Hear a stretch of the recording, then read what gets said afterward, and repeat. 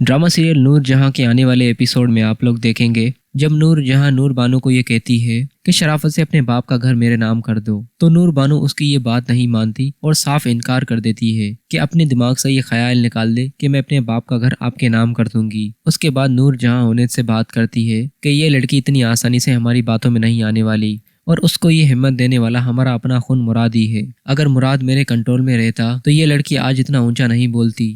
इसीलिए मैं चाहती हूँ कि तुम्हें कोई फैसला करना होगा, ऐसा फैसला जिसमें नूर बानो आसानी के साथ हमारे सामने अपने घुटने टेक दे।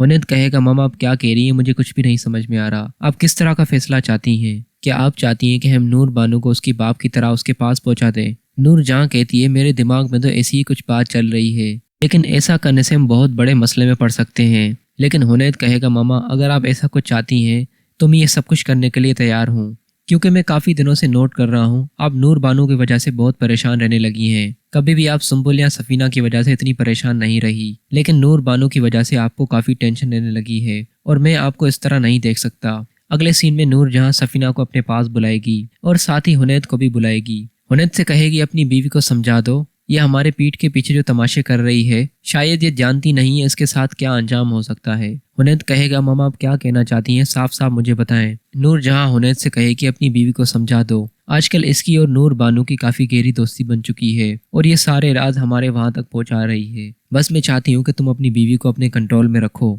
कहीं ऐसा ना हो जिस तरह नूर बानो हमसे मुंह जबानी कर रही है, कल को इसे भी ना उसकी हवा लग जाए। और तुम जानते हो मुझसे कोई इस तरह बात करता है मुझसे बिल्कुल भी बर्दाश्त नहीं होता।